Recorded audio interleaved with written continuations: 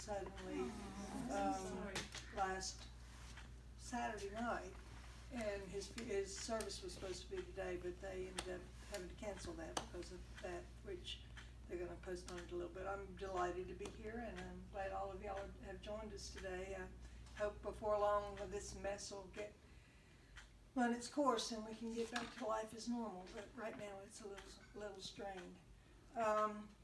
I would like to, for those of you who don't know Janet, let's introduce Janet to you. Janet is now here working as our new technician, and she really is going to be the one heading up Quilt Club.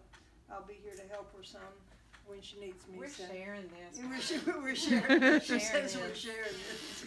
Okay, so you want to tell them a little bit about yourself? Well, I sort of have multi things I do around here. So I just started out on, just one of the girls here on the floor, but then ended up in the last several months now, my husband and I are doing repairs too, and I still do a little bit of this and that around on the floor. So, but I live in Dallas near Melinda, so I just come up usually on Thursday evenings and stay till Saturday. Sometimes I stay till Sunday morning.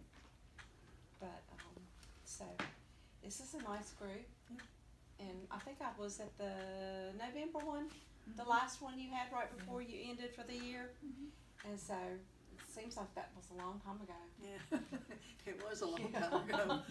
But yes, we have two people I think that are going to join us via video. One, she lives in Charlotte.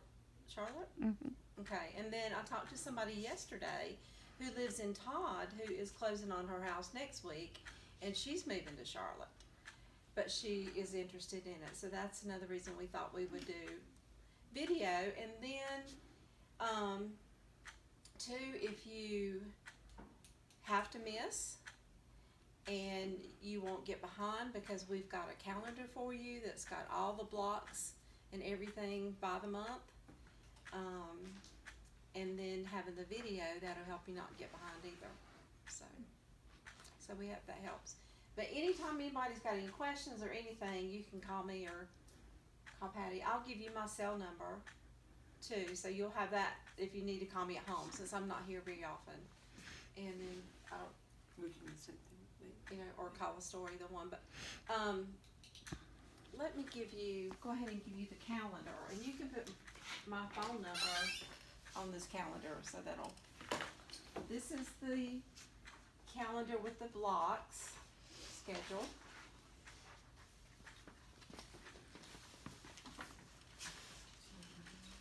And I didn't think about it. I could have put my phone number on here when I typed it out.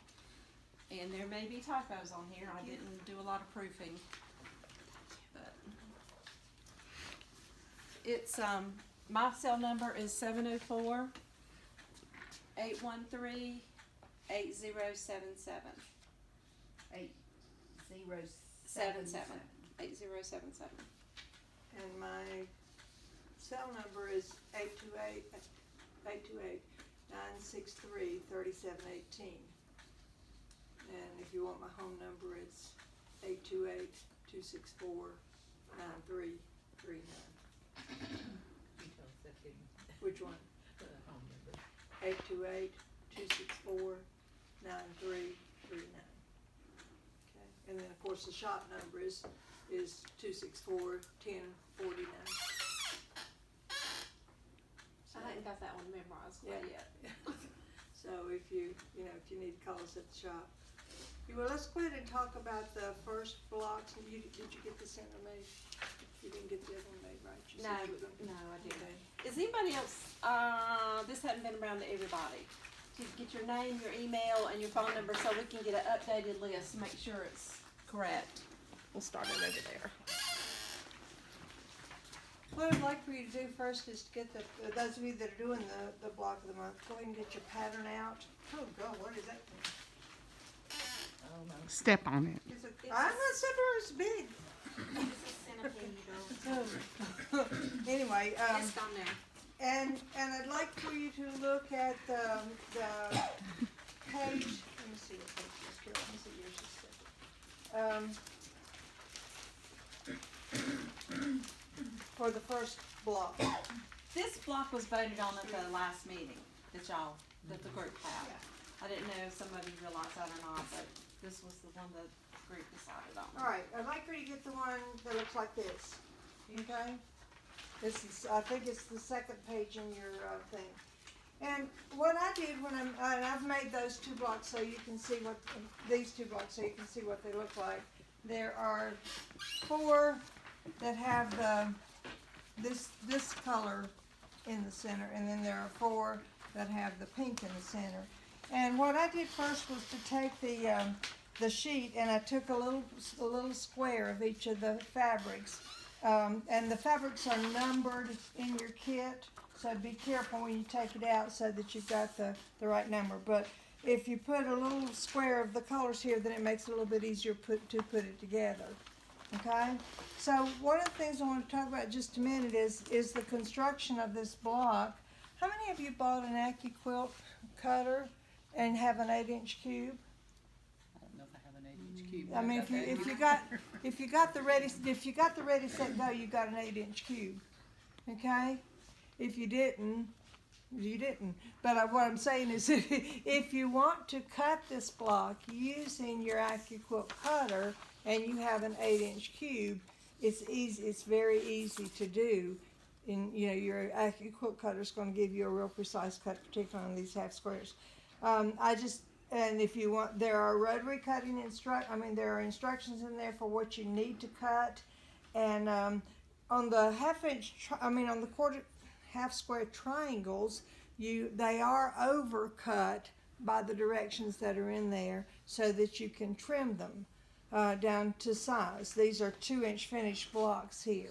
So on the AccuQuilt cutter, if you look at the things that come in the ready set in the thing there, this is the row you'd look at, and you need this square and you need this triangle. So you would need die number 2 and die number 5 if you want to cut this using your AccuQuilt cutter. Okay? If you're going to do that, what I would suggest that you do is to start when you get ready to cut the half square triangles, smart stack them where you've got this and this together, so that when they come out of the cutter, all you got to do is take them straight to the sewing machine and sew them. The things are cut and everything. So this would be a good place for you to speed up your cutting using your AccuQuilt cutter. If you don't have an AccuQuilt cutter, another thing that works really well to make sure you get things squared up is this Tucker trimmer. I don't know if y'all have one of these or not.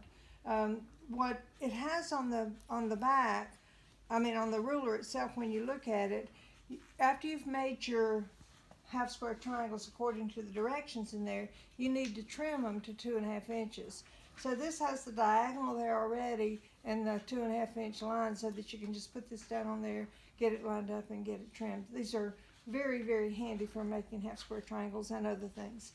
I don't know if y'all have one of these. This is called a magic wand, and it's got, when you take the tape off of it, it's got a line down the center. So when you're making your half square triangles, if you stack 2 squares, I think it calls for a 3 1/4 inch square. If you stack them together and you line that line up with the corners of your triangle, then you can mark on either side and just stitch down the line. And so and then you cut them apart that way. So this is really handy. These are really handy tools as far as making the half square triangles for that. So again, if you want to look at these blocks, these are the 2 blocks. Now, I haven't looked at the other one, the blooming center. Janet's got the blooming center one. Which one is that, Janet? Do you know? The blooming center is just, let me find it. So could we back up just a second?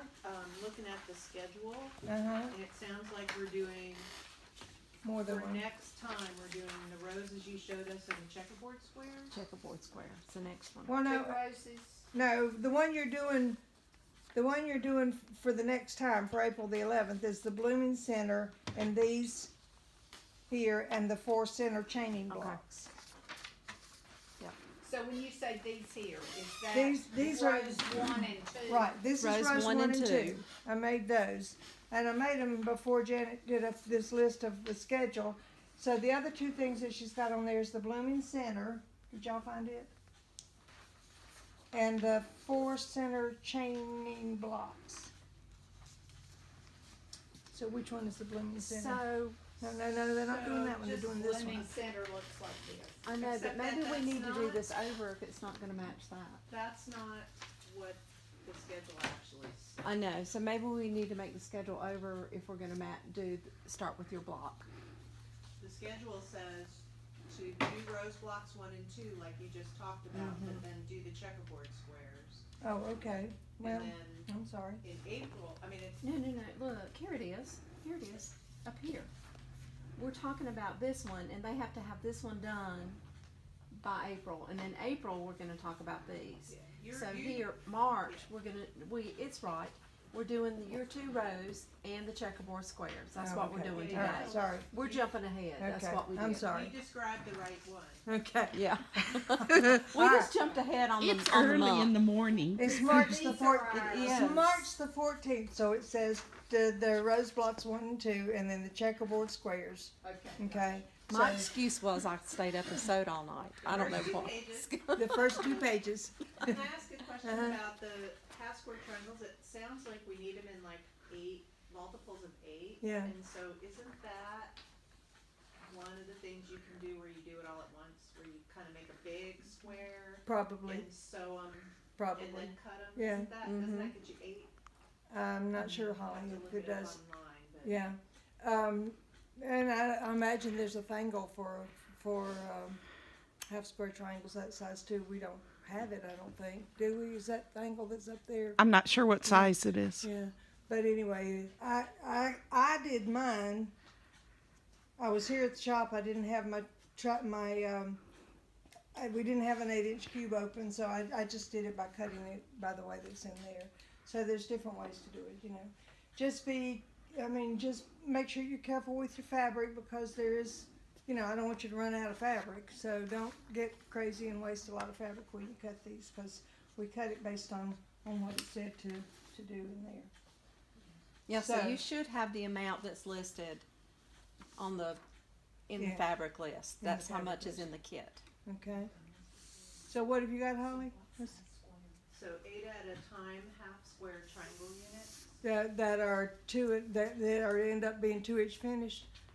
So what do you? Yeah, this tells you how to do So them for any marking it the size. same way. But Yeah, there's a- yeah, and that would eliminate having biased edges too. Right. Yeah.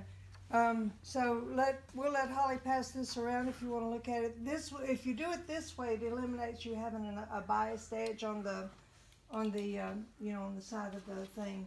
Could you just tell us if that's a website or? where you find I'll email it. We can put it on the And you Facebook can- group Yeah, too, but we'll What is Email what it. is it right? it's actually a PDF file. That's kind of nice because it tells you. But is that where they go to find it? Yeah. Block BLOC blocklock.com. Yeah, And and it- if you've got a it block was, ruler, that's it was another like one. the second. blocklock.com. and it's- BLOC. It was the second hit on a Google search of 8 at a time half square triangles. BLOC. LOC. Block. Some of you may have a block ruler. You know, Yes. there is a thing called a block ruler which has a groove in it that you would put right down the groove of the half square. It just slides right down through here, and so you know you've got it lined up right. So there is a ruler called a block ruler that some of you may have that would be good for cutting too. So okay. And I started to do the checkerboard squares, but then I decided this is really easy. I mean, it wasn't something that I felt like had to be made. And it was a strip set. Yeah, you're doing strips and then you just cut them and sew them together. They're real easy just to make that block. So those are the two we want to have done by next time, and then I'll try and or one of us will try and have the next 3 made up for you so you can see them too. Okay? Questions? we thought we were just gonna do one block a month. But when I started doing the It's taken us calendar, 2 years. and if you have, we end in November, so when I started doing it, I tried to get them equal, so you'd have about the same amount to do every month, and still be able for us to finish up and show them in November at the last meeting. So Anybody, I don't see my need to look at these. Yeah, put them up there so you can see them if you want to. I've got a question I want to ask. I've seen a lot of, when I was first learned to quilt, they would say press your seams to the dark side. And I've seen here recently, a lot of people are now saying press your seams open. What do y'all normally do? What do you prefer to do and when? Well, sometimes, most of the time, I press them to a side. Use this row right here. But if I have a lot of points Right. coming This together, row. So this I press them open because I'm a quilter, and I know that when you run your quilting machine over that, it sometimes jumps the bulk. the bulk and throws the needle off. These were pressed to the So- side, yeah. But if you got it, she's talking about that intersection right here, right? You can do that and. Yeah, and you can do that. and twist it so that you get a, you get a good. And I'm not as flat as possible. necessarily talking about that many points, but if you're doing something like a mariner's compass, Mhm. where it's just like 8 Yeah, seams coming together at you a get a point. big bump right So there. it just sort of depends on how many points are coming together.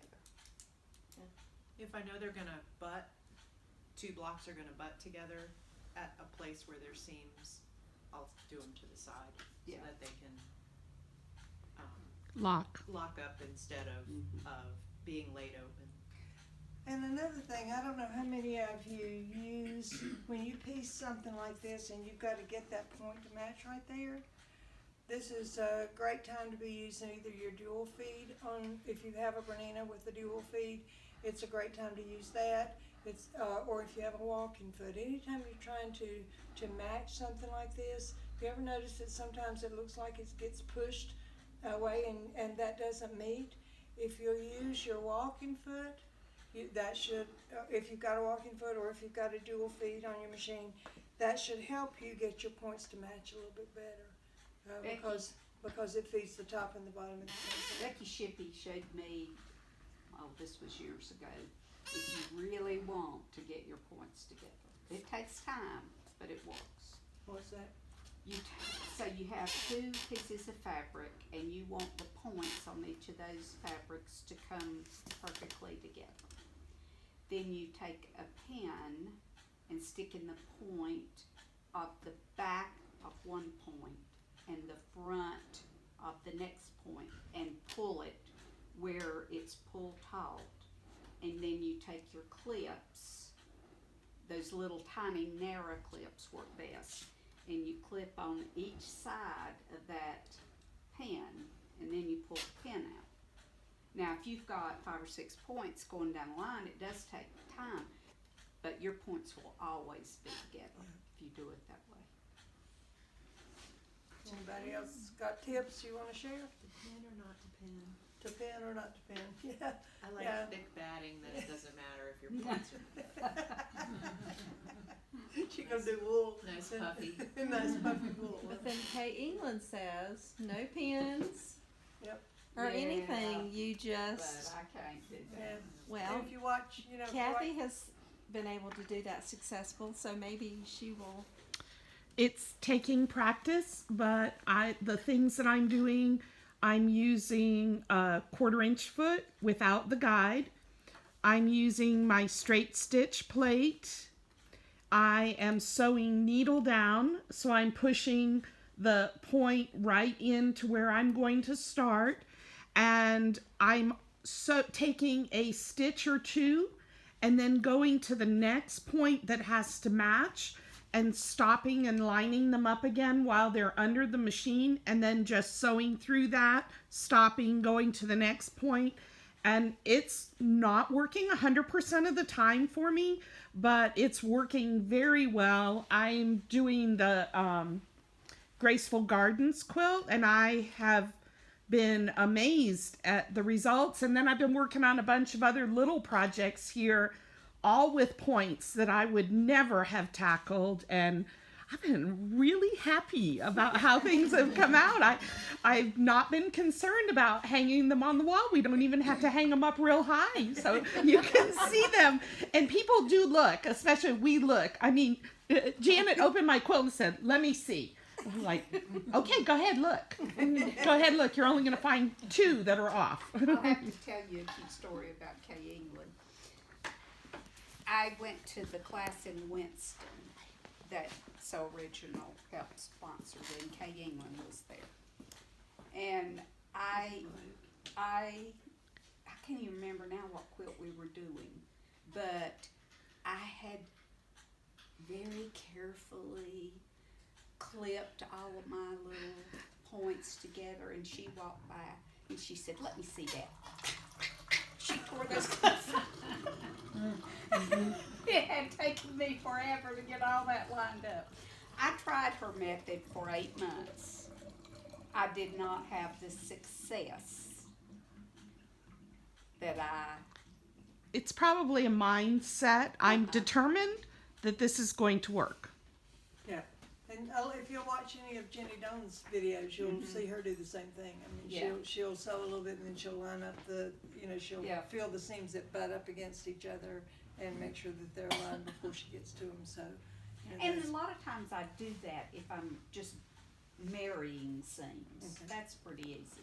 But when points come in there, I can't match points very good using Kay England's method. Anybody else got hints? You wouldn't like mine. I would like hers. Most of the time, I try to make my points match, but if they don't, I don't worry about it because the people that are going to see my quilts don't know the difference. Thick batting and a lack And of, have at it. the lack of, Well, we always have to keep that galloping horse rule in mind. That's right. You can't see it from a galloping horse, it doesn't count. Does not count. Okay, Donna brought the, Okay, hang on just a second. I'm going to stop this video and do a second one.